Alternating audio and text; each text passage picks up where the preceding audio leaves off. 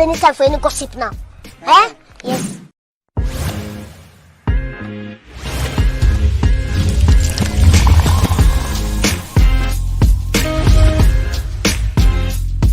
Please, I don't have any time for any gossip now.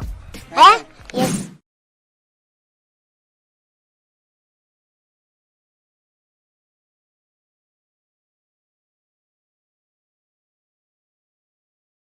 Gosh, I didn't even realize I was muted, y'all. Sorry. So I wanted to come on here and do this video because I've been getting a lot of messages regards to this Larryreid situation with his ex-worker and ex-lover. So I'm not surprised behind this situation that has come out because I have always known some things about Larryreid, which I don't even care to discuss. And you guys, especially his followers, I mean, you guys should already know that it's some things about Larryreid that just don't add up. Even the situation with the alleged sexual assault with the guy that he states he didn't do it. But what I want to do is I want to get into this video that this guy posted, which is an ex-employee of his.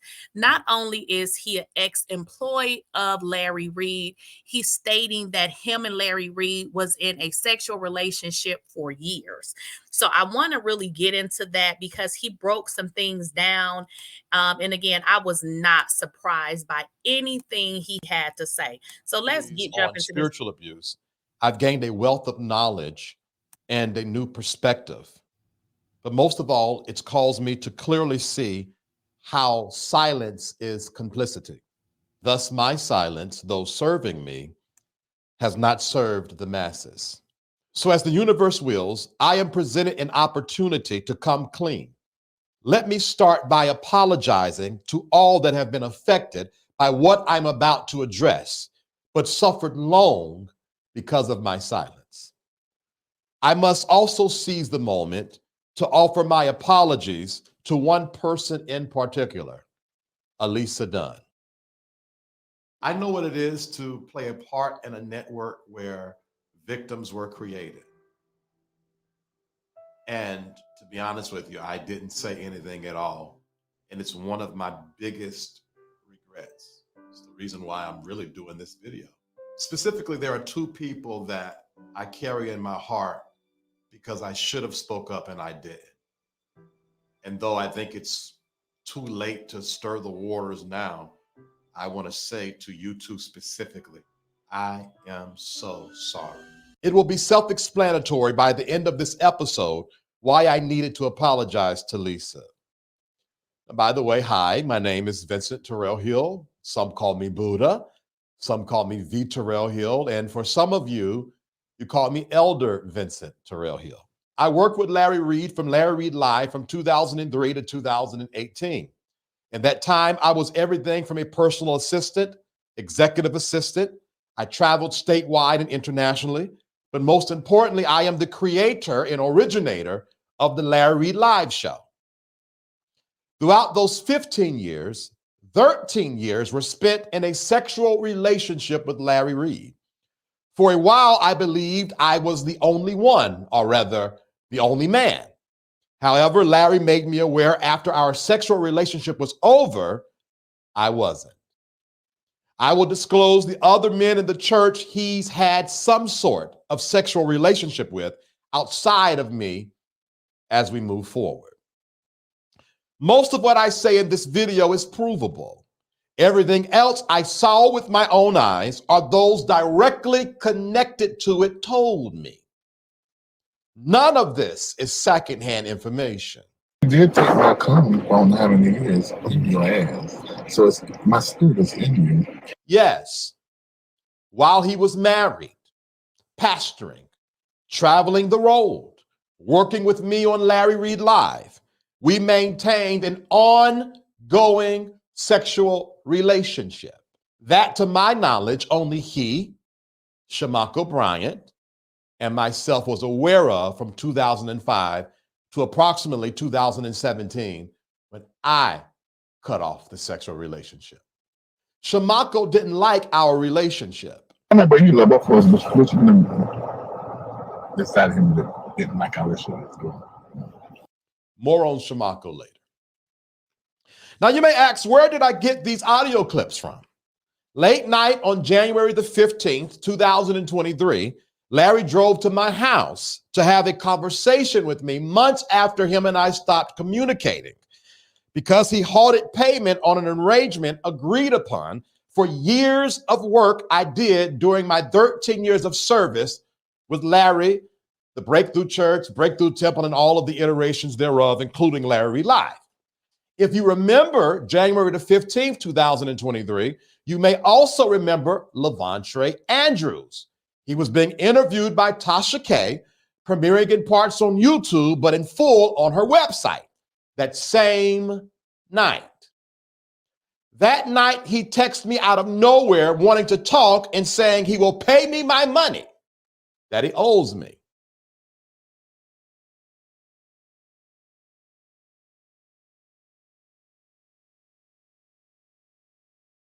Now, one might feel it was hush money. However, he attributed his desire to talk to a dream he had, and he felt led to text me and to meet with me. Now, speaking of Lavontre Andrews, let's go ahead and air this out real quick. If honest, Lavontre and Larry would corroborate this one thing. I had no idea Lavontre had accused Larry of molesting him 2 years later. To this day, I haven't received a clear answer from Larry or anyone in Larry's camp why no one told me when I was literally the guy that handled all of the, or most of the fires rather, in the church. When Larry finally told me what happened around 2017 or something like that, 16 or 17, approximately 16 or 17, it was a very super generic story that I believed Lavontre was lying because I remember Lavontre being a lying teenager in the church. So I just chucked it off and went on about my business. After leaving the Larryreid Live community in 2018, someone prompted me, you need to go speak to Lavontre. He feels like you helped Larry cover up his story. And I said, huh? So I reached out to Lavontre just simply to let him know I didn't find out till many years later, only to realize that phone call brought me more than what I bargained for. Once Lavontre gave me his side of the story, significant parts of it startled me because it mirrored the same sexual experiences I had with Larryreid. See, Larry is a voyeur. He loves to see people naked.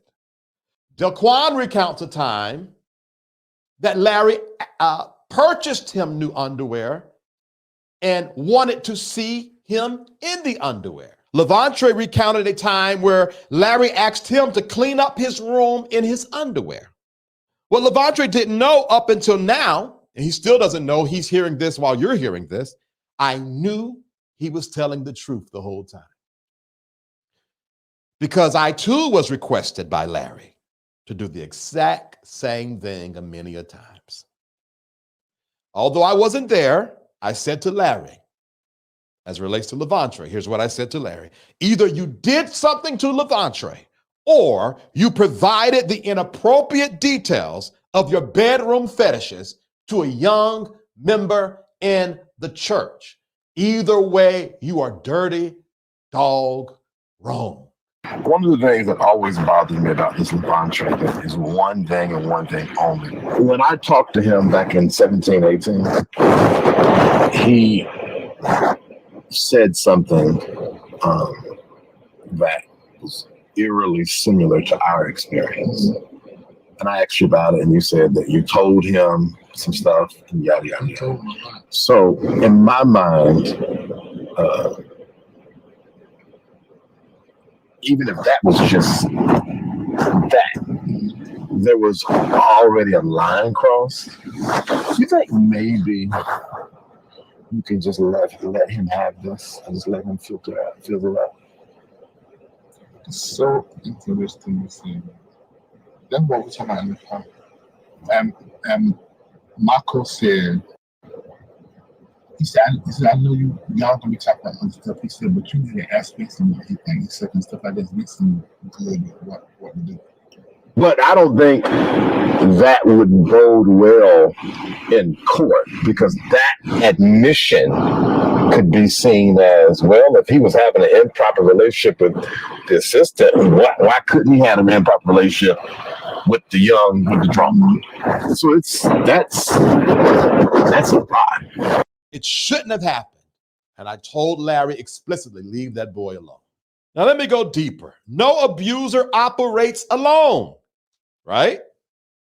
He or she always has a network of people to help them be who and how they are, which is a monster. No abuser operates alone. There is always a network of people aiding and hiding their secrets and abetting in their schemes and dirty work. If you know you are or were a part of such a network, get out while you can. Shamako Bryant, though he appears nice, is not innocent. In my opinion, you know what's worse than someone who stabs you in the back? That same person who hides the knife and helps you clean the wound. Shamako and Larry were boyfriends before I even got in the picture in 2003. And in my opinion, still maintain some sort of romantic understanding or committed relationship. For those who were around in the church days, Mako moved out, and right after he moved out to his own apartment, I moved in to Larry's house. Mako did not like the fact that I was there because he knew Larry would eventually not keep his hands to himself, and he couldn't do anything about it. So guess who had to pay for it because he could not control Larry? I did. Shamako found out about Larry and I when I told him in 2005 during a ride back from Raleigh to Fayetteville, and here is how it happened. Prior to that, Mako and I, wanting to see each other naked, met at the then church musician's house, Antoine Shepard, while he was out of town. Mako, for whatever reason, had a key to Antoine's house, so we went there, stripped naked. We were young and dumb, giddy and childish, but hey, we did it. I thought it was a good time. We didn't touch each other at the time. We just saw each other naked. However, what I thought was Mako being fun and my friend, in reality was him fishing for information on whether or not Larry and I was having sex. He was willing to do anything to find out. And of course, I told it, because at the time I didn't know any better. Mako, as late as 2021, is still the same way, sneaky and sexually deviant. Yes, we flirted. I'm not a superstar in this. He fondled me all the time, playing around, touching me in areas he shouldn't touch me. We've exchanged nudes. The Thursday before the Reformation experience in 2021, Mako masturbated in front of me on FaceTime whilst I watched. He asked me of my thoughts of a foursome between Larry, Kendall, Locklear, and myself. He said it was a fantasy of his. Well, I guess that's a fivesome or quadruplet or whatever, it's five. He even admitted by being caught by Nathan Locklear's now incarcerated son, Day Day, at a gay meetup spot off of Cheshire Bridge Road. Is Mako sweeter acting, portraying way more innocent in comparison to Larry Reid? Yes. But is he worse than Larry Reid, if you ask me? Absolutely. Now, I need to stop to say sorry to Latrice and Lisa. While at this time you both were being dogged by your ex-husbands for what y'all did or were doing, they did it first and literally continued to do it right up under your noses. And he was going in like, only thing we got in common is X, Y, Z, and this, right, this. And I'm like, what is you talking about? Mm-hmm. That's not a good look. And the way you try to say, I'm the queen of the family, that was degrading. It was disrespectful. The reality is that their timeline makes no sense to me. when they say the relationship started and the issues with Marco and Latrice's relationship, it's very strange. Because in my opinion, before we moved from North Carolina, this may not be true, but in my mind, they were already in a relationship under Marco's notes. So in my mind, I feel like they're not truthful, but they could be telling their truth. But from the outside looking in, it looks like you're grown enough to look back and see when this relationship started. Now, what you're telling us sounds good, but the reality is there was a connection, something drawn between y'all before then, because she was spending a lot of time over there. And even from a professional standpoint, Felicia brought a broken relationship with her daughters to our church to be fixed. And Latrice was supposedly one of the keys. That's why her and Felicia was connected. But when I began to notice something else going on, I told Latrice and Shamako in North Carolina a long time ago, I said, keep them at your house. I said, because there's something with lesbian doesn't connect to them. And I even put Felicia under that same, for lack of a better word, spirit, you know, because that's how I was communicating then. It was you and another woman while you married. That should have never been. But it was, and that's okay. So when they tell this story like it's squeaky clean, I don't know who y'all want to believe that. I don't believe it. Let's talk about Kendall. Kendall is the same, complicit and just as sexual promiscuous, allegedly. I've seen, Kendall, I've seen you with my own eyes nude. You sent a nude to Mako. Mako showed it to me. It was a side profile of you with your back arched and you're on all fours on your bed looking at the camera. I saw it. You know you took it. You didn't send it to me. How did Mako get it? Right. According to Mako, Kendall was caught sending his nudes all over Miami.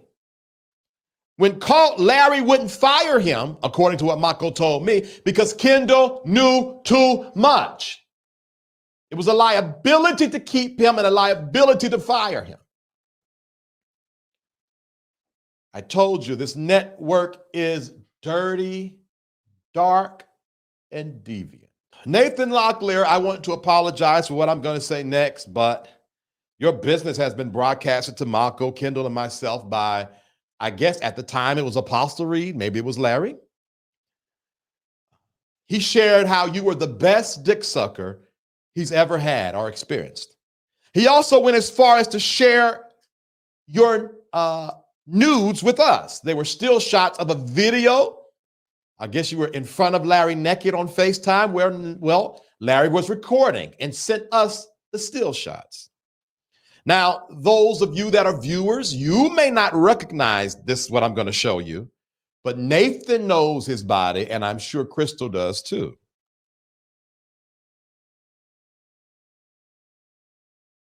Prophet Philip McFeeters, pastor of Life Changers World Worship Center, located in Louisville, Kentucky. According to Larry, Philip and him are also sexually active and emotionally entangled. Are you seeing this pattern? Why do I have a video of Prophet McFeeters drunk, stripping naked while entering a hotel room in Miami? Take a wild guess how I would get that video. Go ahead, I'm making sure you get in the bed.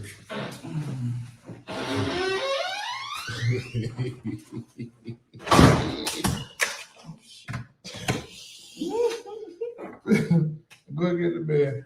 I'm getting in the bed. Okay. I'm about to go get in the bed. I text me in the morning, you wake up. All right, let me too. I thought you had to pee. I'm gonna pee when I get home. Okay.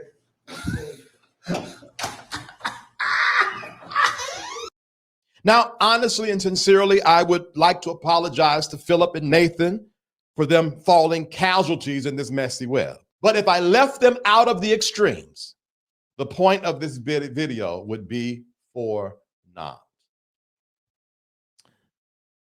I could go on and on. Junior, the bodybuilder, the, I guess, security, the masseuse, another sexual partner of Larry, according to what Larry told me this past April 2023.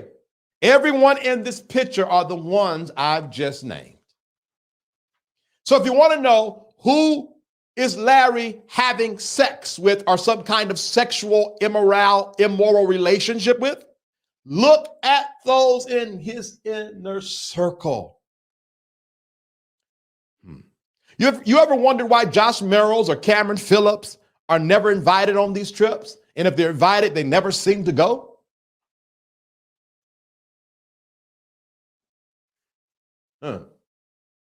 Same for back in the church days. It was the men right up under him. Not every man, but those who was close to him. Larry had inappropriate dealings with. I will name the full list later in the video, but Lisa, you remember when you stole the phone? You were texting the wrong men. Lisa, if you would have texted me what you text those other men, I would have responded. Lisa, you were right the whole time. Every time you were being gaslit for trying to break into his computer because you knew he was doing something wrong. It was Mako. It was Kendall. I was there. I saw it. He was doing it with me. He called you crazy.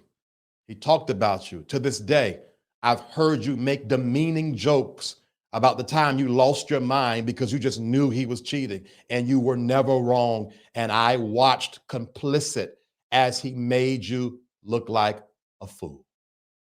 And again, I say to you, I am so sorry. I am so sorry.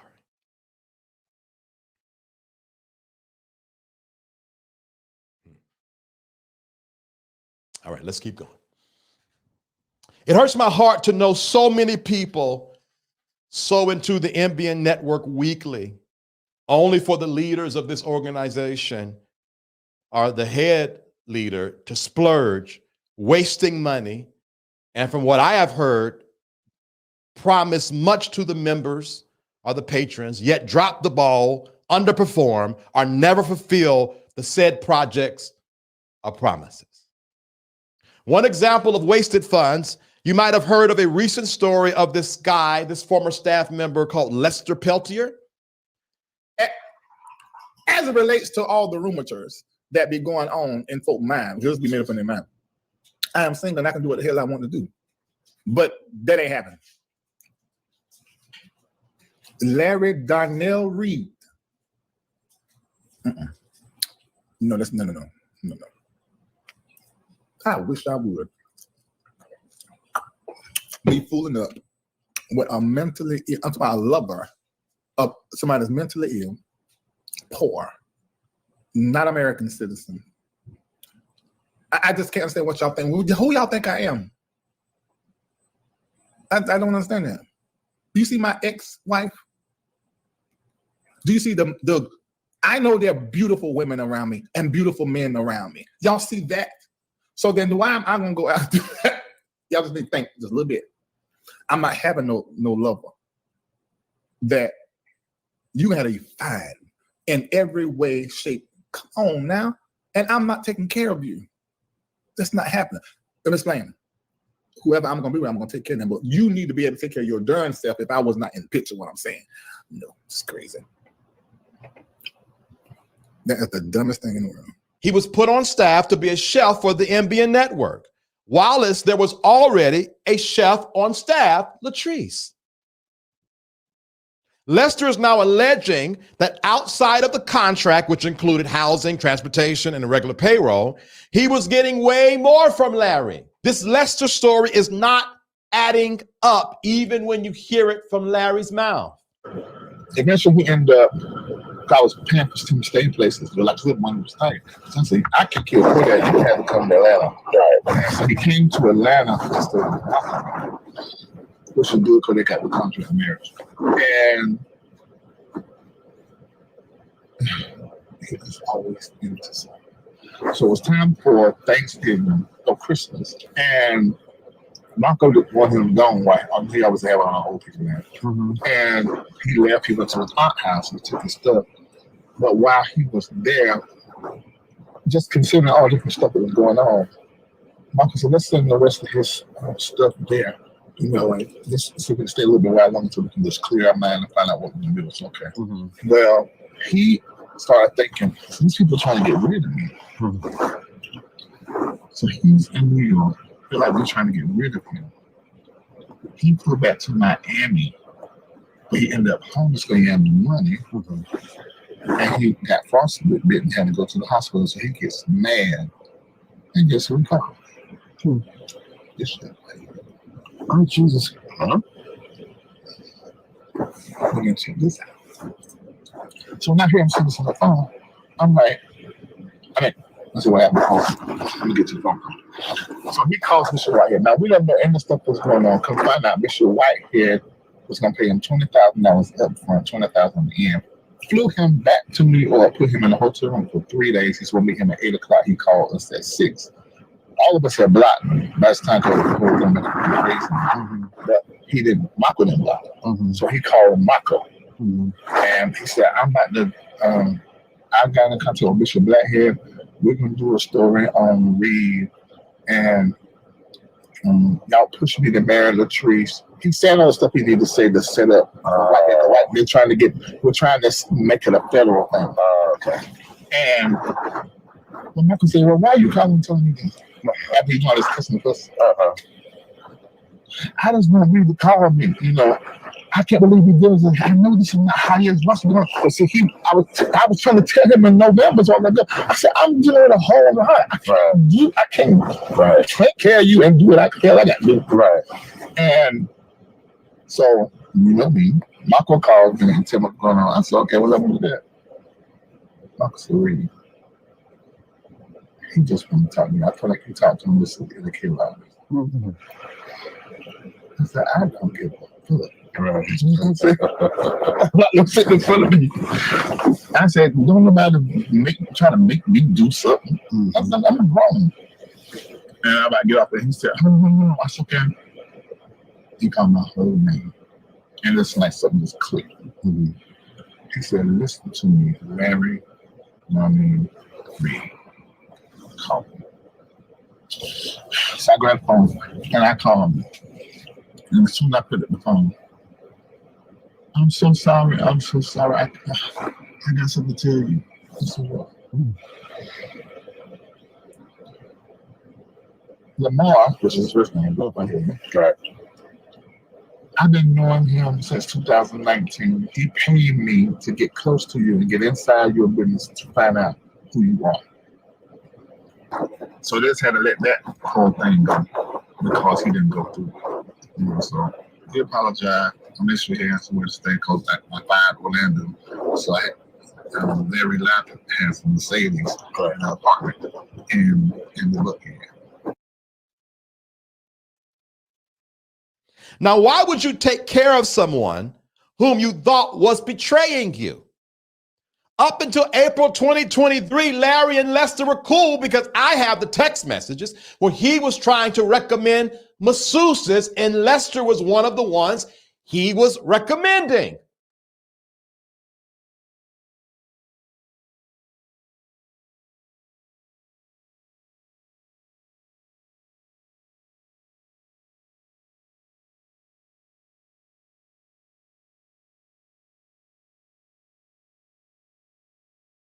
He was staying in the apartment financed by your seed sowing. Those of you that are part of Reformation Church, doing what up until June before he was attempted to be kicked out?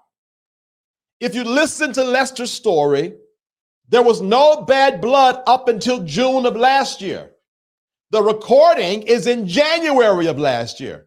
So for 6 months, he was receiving money, something, if anything, lodging on you all's dime.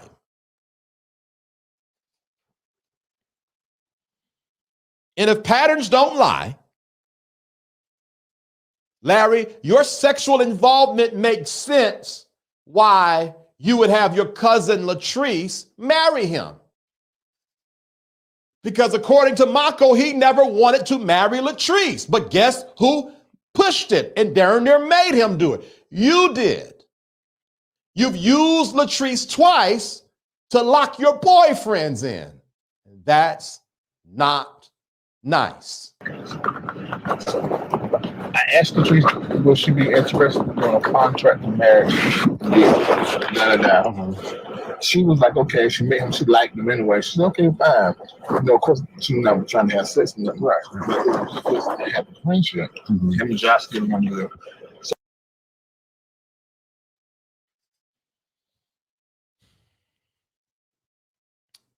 Allegedly, the NBN network accountant or ex-accountant was stealing money, hard-earned prophetic seeds. Patrons sold at the word of their prophet, Larryreid. The accountant's name, the ex or former accountant's name is Eddie Banks. He was able to steal, according to what Larry told me, $6,000 at a time. Now, Eddie, I'm not accusing you of doing it. You got to go ask Larry why he would call and tell me that. All the trips that you've seen me on, I never paid a dime. Not a hotel room, not a meal, not a plane ticket. Thank you, sowers of the NBN network.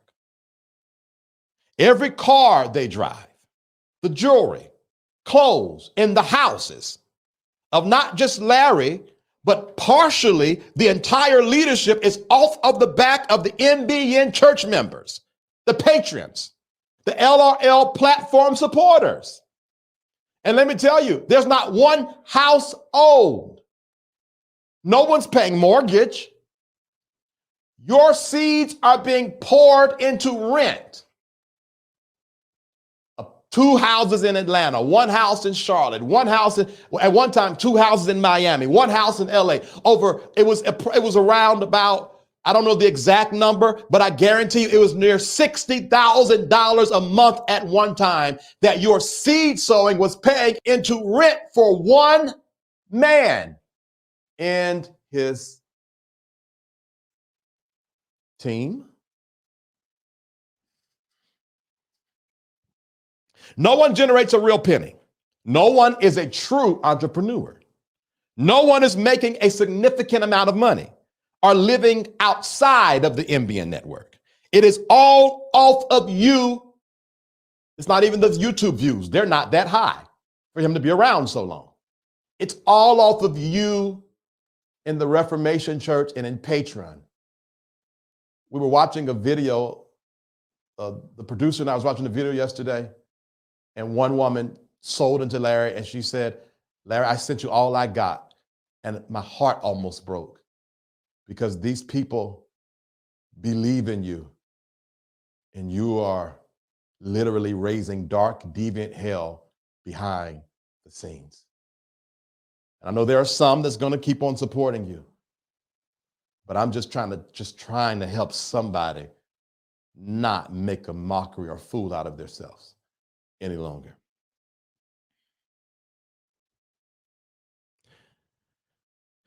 Now, this doesn't include Cameron and Erica Phillips or Josh Merrills or Felicia and mostly Nathan Locklear, okay? These people are fairly smart and could leave the NBN network right now and live a healthy, profitable lifestyle. Everyone else needs your tithe in your offering, or they wouldn't be able to sustain the life you're trying to sow to get. I have heard more than enough stories of people going broke, being unhoused, and utterly depressed because Larry teaches a type of gospel that subtly demands you give or sow at the powerless word of the prophet with no significant manifestation, which is then attributed to the era of the sower. And for what I understand, the response is, if you're not receiving blessings from your seed, there must be financial sin in your life. Well, can you guess what the solution is to the financial seed sin? Sow again. So you see the cycle. I sow, nothing happens.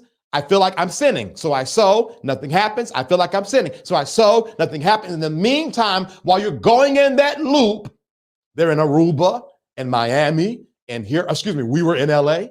We were eating the best steaks off of that loop. I stayed in 5-star hotels off of that loop. Some of this camera equipment I purchased off of that loop. I'm not a hero here. I'm a whistleblower.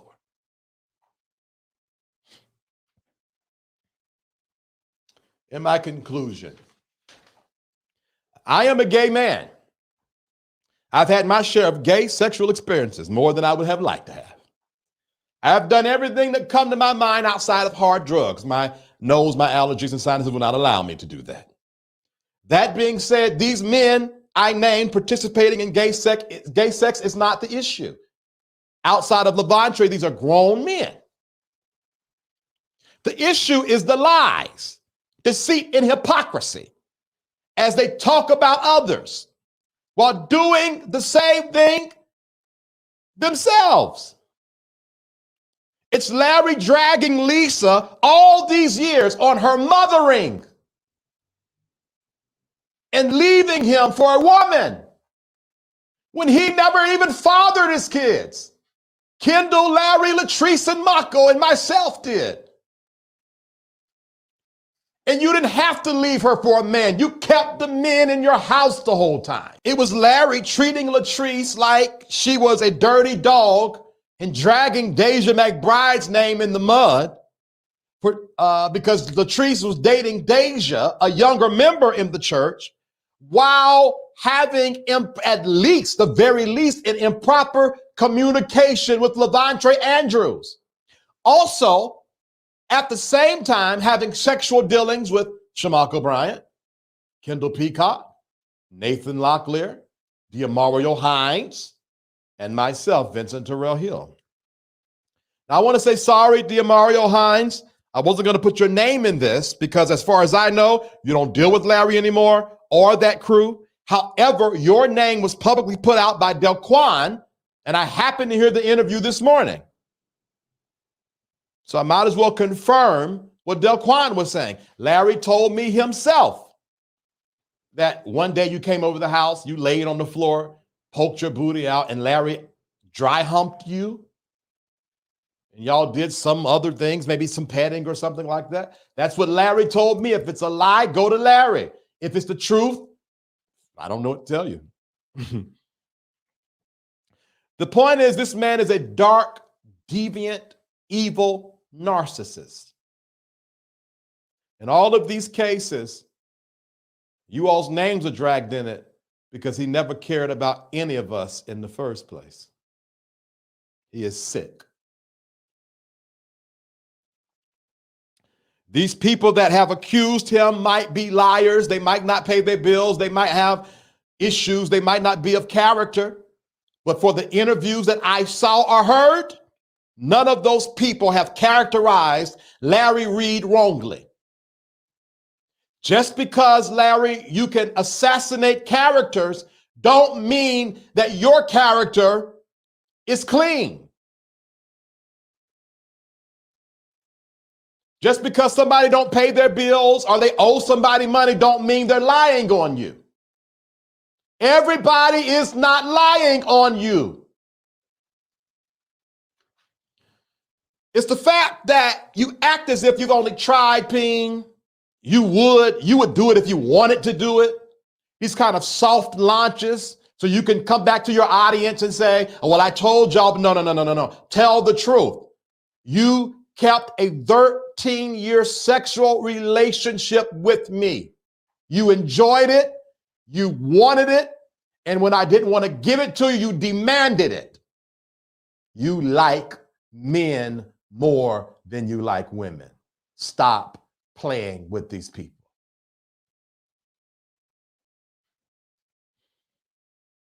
It's the fact that you have done stories on Brian Carn, E. Dewey Smith, Matthew Stevenson, Jamal Bryant, James Hall. I got to eat that one too. Some of these people we did stories together on.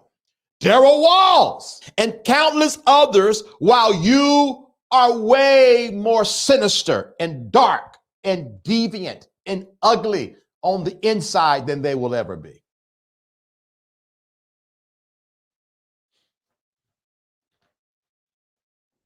This whole idea of the platform being about women and kids, how is that when the woman in your life you've mistreated ever since I've known you and her? And those kids you deal with when you want to deal with them. You all have been lied to. Oh, how can I forget Tdjakes? For peace sakes.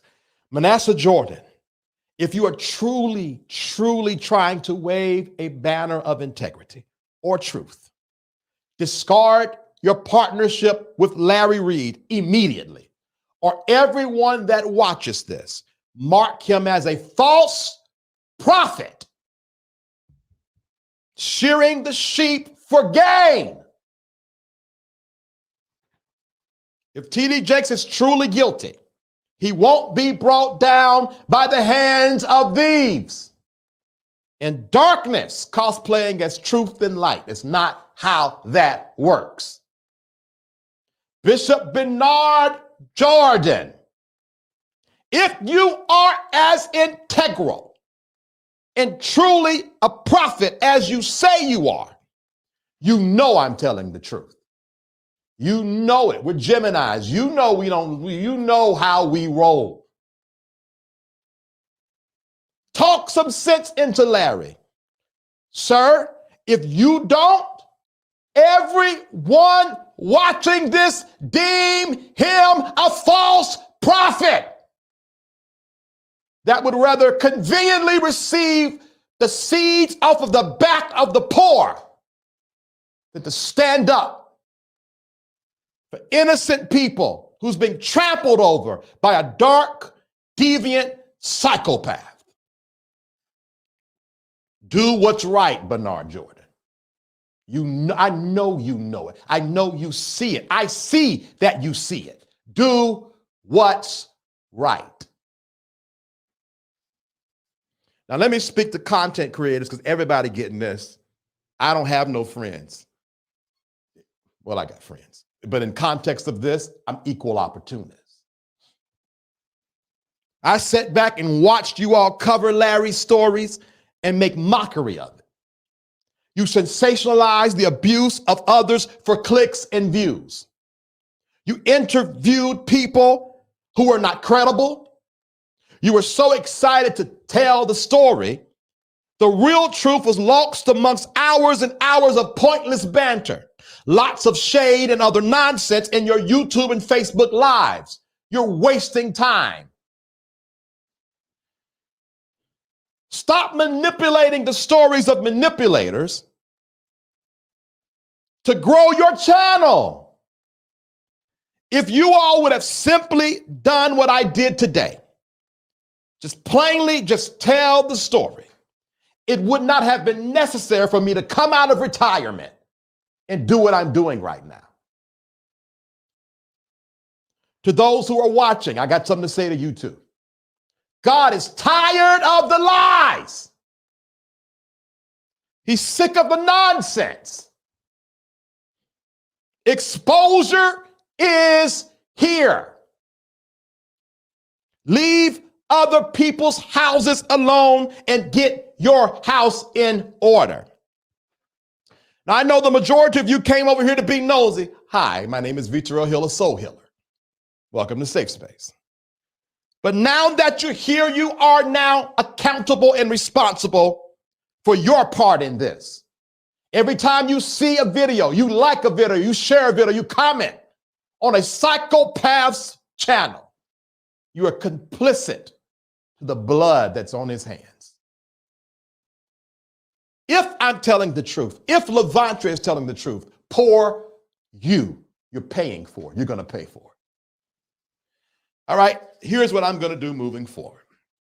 I'm going to do one question and answer live when I feel like it.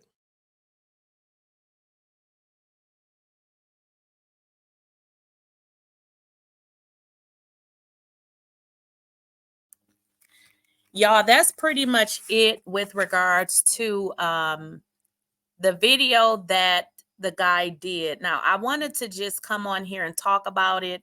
Honestly, I was over Larryreid months ago. There's just a lot of information that I know about Larryreid that I don't even care to even talk about. The fact of the matter is just like this guy is saying, Larryreid is a scammer, allegedly. That is what he's saying.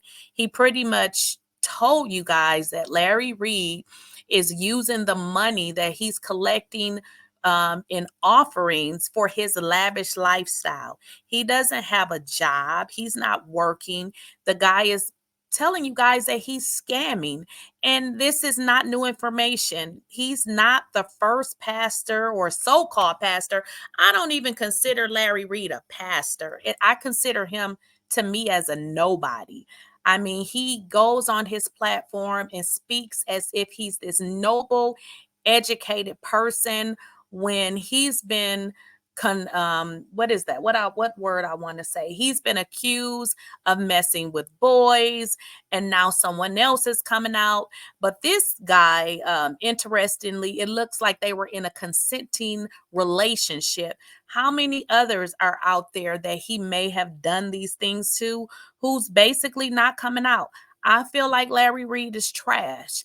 I feel like he's not living his real life and who he really is. But then again, I don't know him very well. But according to his ex-employee, and ex-lover, he's a narcissist and he is a scammer.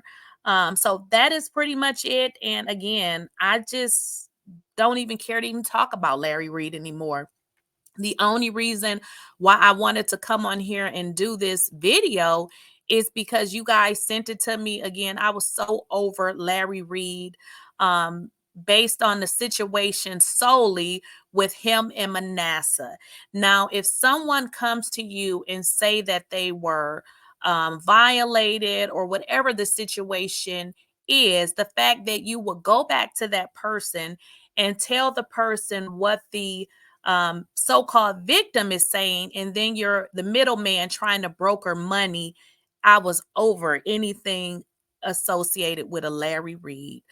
So I don't know. What do y'all think about this? I mean, it's not surprising to me. And what the guy was saying is, Larryreid is on his platform criticizing the very behavior that he is allegedly a part of. I mean, he's, on his platform talking about Tdjakes. But allegedly, you're kind of in the same sort of behavior, doing the same sort of a thing. So I don't know.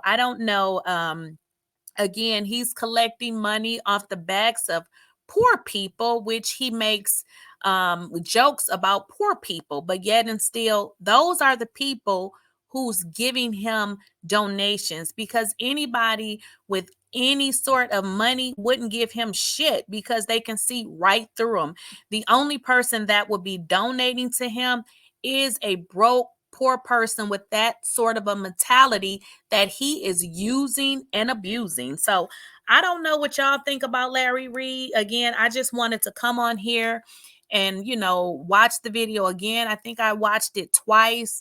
And that was my third time. And I said, hey, let me just go live and, we can kind of talk about it. But again, I was over Larryreid. I don't believe anything associated with him when it comes to the word of God.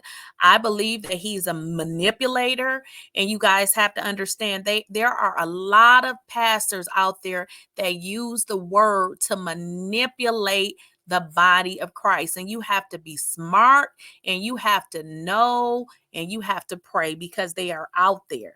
They're out there spewing bullshit. Larryreid, obviously, he's a homosexual. I guess if that's the life he chooses, I guess that's on him. Okay, Vanessa, why is this man airing out this information? You know what, Vanessa, I don't know. And again, I mean, I don't know. What is his reason? That's a great question. What is his reason for airing out the information? Because obviously he was in a consenting relationship. So I don't know if maybe he's just airing out the information to let people know what Larryreid is doing. I think what he said toward the end of the video is that Larryreid is criticizing the very people, like different people, and he's doing the same thing, which I can totally agree. Larryreid has accused Tdjakes. He's talked about other pastors, but what that guy is saying is that Larryreid is doing the exact same thing. So I believe that was the purpose of his video, but I wasn't surprised by it because, again, I mean, I know some things. I've heard some things about him, and you know, a lot of things are just not adding up.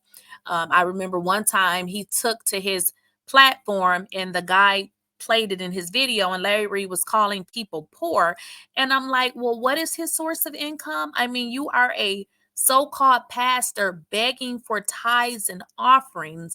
So if you didn't have that tithe and offering, I believe you would be poor as well. And that's what the gentleman was saying. He said the money that he's getting is solely tithes and offerings. So I don't know, y'all. I just feel like he's a hustler. I don't look at Larry Reid as a pastor. Unfortunately, I look at him as a scam artist. That's how I look at him. But I don't know what y'all think, but I'll see y'all in the next video.